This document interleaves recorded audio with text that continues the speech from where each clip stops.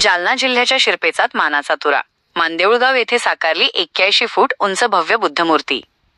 मे 31 रोजी मुख्यमंत्र्यांच्या हस्ते होणार लोकार्पण. मराठवाड्याच्या पर्यटन नकाशावर उमटणार ठसा. मानदेऊळगाव जालना. केदारखेडा प्रतिनिधी बी.के. धसाळ. जालना शहरापासून अवघ्या 10 किलोमीटर अंतरावर असलेल्या मानदेऊळगाव येथे तथागत गौतम बुद्धांची 81 फूट उंच भव्य मूर्ती साकारण्यात आली आहे.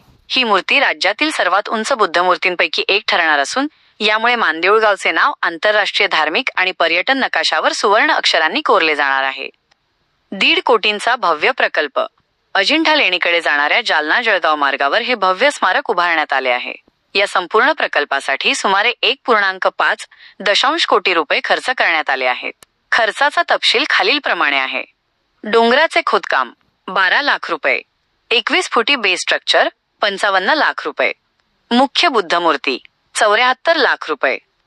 छत्रपती संभाजीनगर येथील चिकलठाणा परिसरातील कुशल कारागिरांनी ही 4 टनी वजनाची भव्य आणि देखणी मूर्ती घडवली आहे. आंतरराष्ट्रीय भिक्खू संघाकडून वंदन. या मूर्तीची भव्यता पाहून जगभरातून कौतुक होत आहे. 1 मार्च रोजी Myanmar, Thailand, Japan, Bodh Gaya, Nepal, Vietnam आणि तिबेट यांसारख्या विविध देशांतील भिक्खू संघांनी या स्थळाला भेट दिली.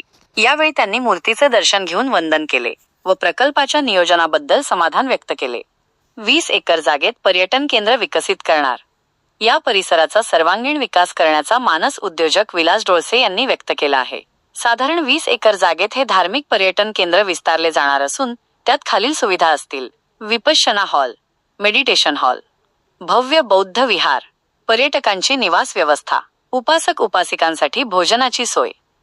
मी जेव्हा बौद्धगया येथील 80 फूट उंच बुद्धमूर्ती पाहिली तेव्हाच आपल्या भागातही अशीच दिव्य मूर्ती असावी असा संकल्प केला होता.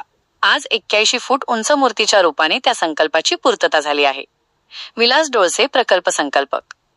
मे 31 रोजी लोकार्पण सोहळा.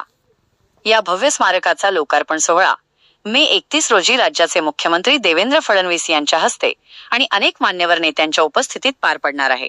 या प्रकल्पामुळे परिसरात रोजगार आणि पर्यटनाला मोठी चालना मिळणार असल्याने स्थानिक नागरिकांमध्ये उत्साहाचे वातावरण आहे.